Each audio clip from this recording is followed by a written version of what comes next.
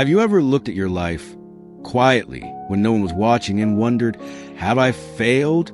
Not out loud, not to anyone else. Just a thought that visits you late at night or on an ordinary drive home when the radio goes quiet and your mind starts asking questions you don't have answers to. What if that feeling has nothing to do with your life and everything to do with the way you were taught to measure it? You scroll through LinkedIn and watch former classmates announce promotions, new titles, new cities. You watch friends buy homes while you're still renting. You sit at a family dinner and someone asks, gently but pointedly, "So, what's next for you?" And something in your chest tightens. Here's a question worth sitting with. Who taught you what success looks like?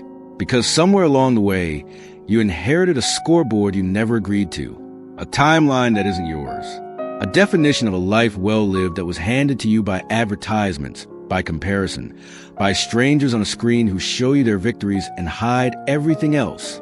The Stoics understood this trap 2,000 years before social media existed. Epictetus, a man born into slavery who became one of Rome's great teachers, made a simple distinction that changed everything for his students. Some things are within our control, and some things are not. Our wealth, our reputation, the opinions others hold of us, the pace at which our lives unfold. These were never fully ours to command. Yet our character, our effort, our judgments, our integrity, these belong to us completely.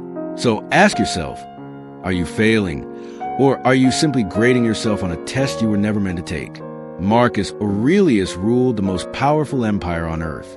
He had more status, more wealth, more recognition than almost any human being in history.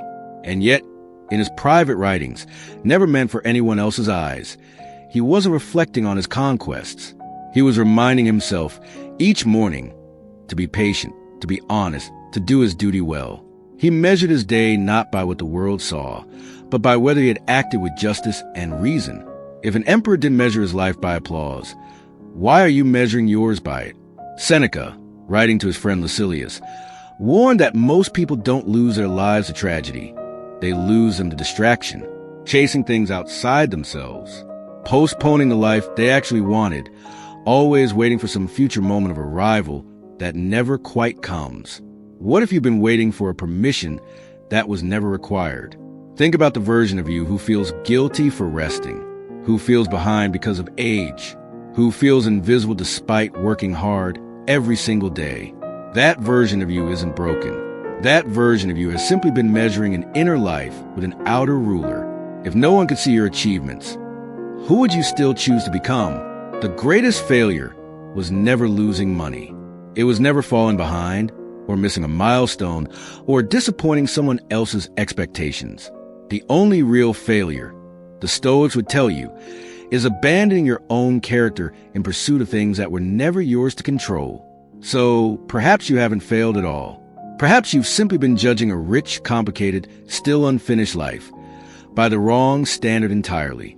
If these ancient ideas just change the way you measure your own life, maybe that's the first quiet step toward a kind of success no one can ever take from you.